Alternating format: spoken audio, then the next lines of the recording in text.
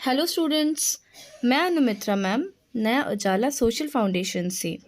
और आज हम मेटल्स एंड नॉन मेटल्स का दूसरा पार्ट पढ़ने वाले हैं, धातु और अधातु के।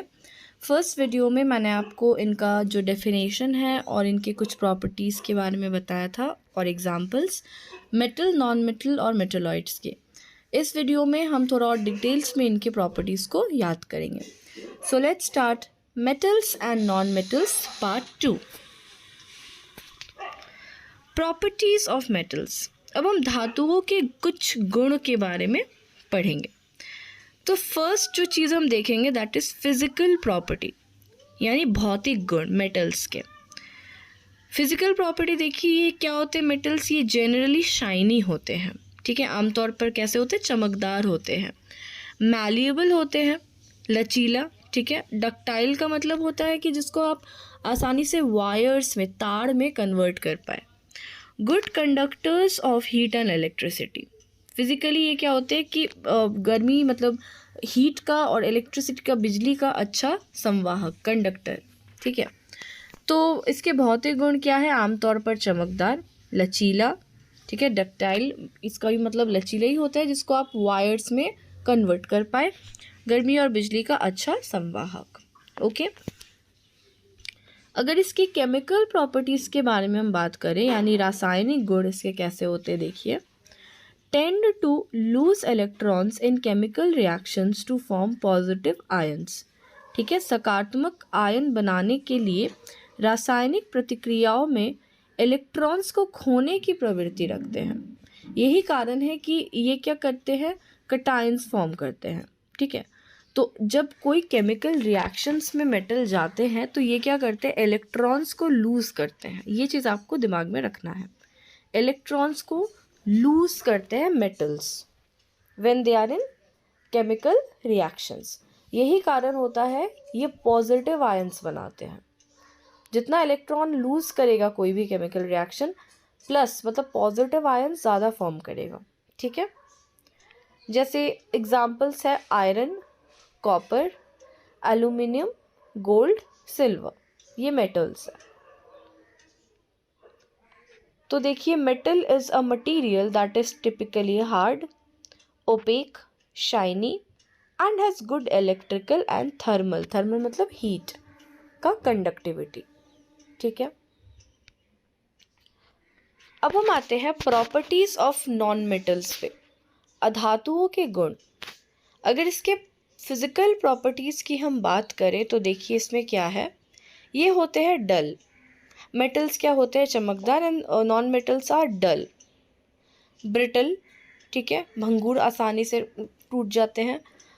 Poor conductors of heat and electricity, गर्मी और बिजली के खराब संवाहक, ठीक है। एक्सेप्ट ग्राफाइट और कुछ कुछ नॉन मेटालिक कंपाउंड्स को छोड़ के बाकी सारे ही पुअर कंडक्टर्स है हीट और इलेक्ट्रिसिटी के। देखिए, अगर केमिकल प्रॉपर्टीज़ की हम बात करें तो ये क्या करता है, tend to gain electrons in chemical reaction to form negative ions, ठीक है। मेटल्स क्या करते हैं, इलेक्ट्रॉन्स को लूज़ करते हैं, इसीलिए वो पॉजिटिवली चार्ज्ड आयंस बनाते हैं। नॉन मेटल्स क्या करते हैं, कोई भी रासायनिक प्रतिक्रिया में ये इलेक्ट्रॉन्स गेन करते हैं और यही कारण है कि ये नेगेटिव आयंस को फॉर्म करते हैं, ठीक है। तो रासायनिक प्रतिक्रियाओं में इलेक्ट्रॉन प्राप्त करके नकारात्मक आयन बनाते हैं, ठीक है। एग्जाम्पल्स क्या क्या है नॉन मेटल्स के, oxygen, nitrogen, carbon, sulphur, hydrogen.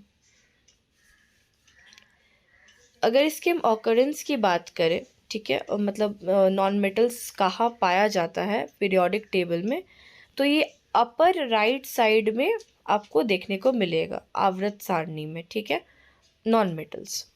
और इसका इस्तेमाल कहाँ कहाँ होता है, नॉन मेटल्स का यूसेज देख लीजिए। Used in various forms like gases, ठीक है, जैसे नाइट्रोजन, ऑक्सीजन। ऑक्सीजन को तो आप जानते ही है कि इसके बिना ऐसे भी कोई जीवन संभव ही नहीं है। सॉलिड्स के फॉर्म पे जैसे कार्बन, ग्राफाइट के फॉर्म पे, ठीक है, और जैसे कंपाउंड्स के फॉर्म पे सल्फ्यूरिक एसिड। इन इंडस्ट्रीज जैसे एग्रीकल्चर, फार्मास्यूटिकल एंड टेक्नोलॉजी, ठीक है। तो बहुत सारे इसके गैस, सॉलिड और कंपाउंड्स के रूप में ये पाए जाते हैं और बहुत इंडस्ट्रीज़ में काम आते हैं, जैसे कृषि, एग्रीकल्चर में, ठीक है। फार्मास्यूटिकल्स मतलब दवाइयों के जो ये होते हैं, कारखाने होते हैं, टेक्नोलॉजिकल चीज़ों में भी ये काम आते हैं नॉन मेटल्स। तो कृषि, फार्मास्यूटिकल और प्रौद्योगिकी जैसे उद्योगों में गैस, नाइट्रोजन, ऑक्सीजन, ठोस, ग्राफाइट रूप में कार्बन और यौगिका जैसे सल्फ्यूरिक एसिड जैसे विभिन्न रूपों में उपयोग किया जाता है। तो यहाँ आप देख सकते हैं नॉन मेटल्स के कुछ एग्जाम्पल्स हैं: ऑक्सीजन, ब्रोमीन, ग्राफाइट। अब हम आते हैं difference between metals and non metals. ये चीज़ अगर आपको याद हो जाएगी तो कह सकते हो कि चैप्टर आपने कवर कर लिया है, because this is very very important. इन दोनों के जो फ़र्क है उसको समझना, ठीक है। तो सबसे पहले देखिए, जो फर्स्ट पॉइंट लिखा हुआ है वो प्रॉपर्टीज़, मतलब इसके प्रॉपर्टीज़ हम पढ़ेंगे। उसके बाद मेटल्स की प्रॉपर्टीज़ और नॉन मेटल की प्रॉपर्टीज़, फिर जो जितने भी प्रॉपर्टीज़ है उसको एक एक करके हम डिस्कस करेंगे। तो अगर हम अपीयरेंस की बात करें, दिखने में कैसे होते हैं, मेटल्स होते हैं लस्ट्रस, मतलब शाइन होता है, चमक होती है। नॉन मेटल्स होते हैं डल, ठीक है, कोई चमक नहीं होती है नॉन मेटल्स में। मैलिएबिलिटी की अगर बात करें, मतलब क्या आप इसको शेप दे सकते हैं अलग अलग, तो मेटल्स को हम शेप दे सकते हैं, ये मैलिएबल होता है, ठीक है। नॉन मेटल्स क्या होता है, जनरली नॉन मैलिएबल, ठीक है। ज़्यादातर 99% जो नॉन मेटल्स होते हैं नॉन मैलिएबल होते हैं।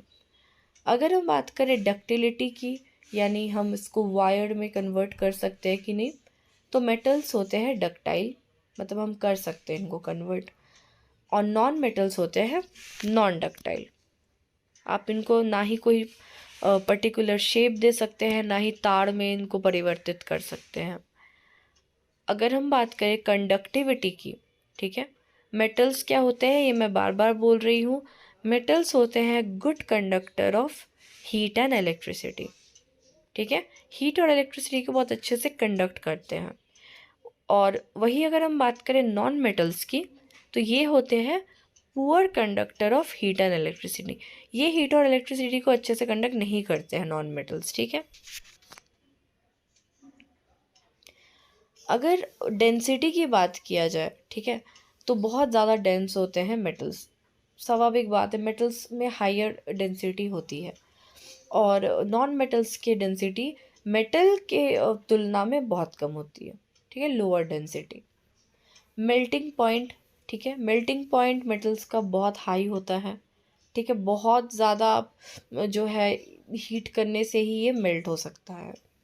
और वही अगर हम नॉन मेटल्स की बात करें तो इनमें लोअर मेल्टिंग पॉइंट होता है। सेम बॉइलिंग पॉइंट की अगर हम बात करें तो बॉइलिंग पॉइंट मेटल्स की ज़्यादा होती है, हाई बॉइलिंग पॉइंट, और नॉन मेटल्स की जो बॉइलिंग पॉइंट है वो कम होती है, लोअर बॉइलिंग पॉइंट्स, ठीक है। मतलब आपको ये चीज़ देखना है कि density, melting point, boiling point, ये तीनों ही मेटल्स की हाई है और नॉन मेटल्स की लो है, ठीक है। ऑक्साइड्स फॉर्मेशन, जैसे मैंने आपको बताया, कोई भी केमिकल रिएक्शन जो होता है तो मेटल्स क्या करते हैं, बेसिक ऑक्साइड्स फॉर्म करते हैं, ठीक है, बेसिक ऑक्साइड्स। और नॉन मेटल्स क्या करते हैं, एसिडिक या फिर न्यूट्रल ऑक्साइड को फॉर्म करते हैं नॉन मेटल्स। और आयन फॉर्मेशन में भी अगर आप देखोगे तो ये मैंने बताया था, मेटल्स पॉजिटिव चार्ज आयंस को फॉर्म करते हैं, क्योंकि मेटल्स जब कोई केमिकल रिएक्शन में होते हैं तो ये जो है चार्ज इलेक्ट्रॉन्स को लूज़ करते हैं, यही कारण है ये पॉजिटिव आयंस बनाते हैं जैसे कटायंस।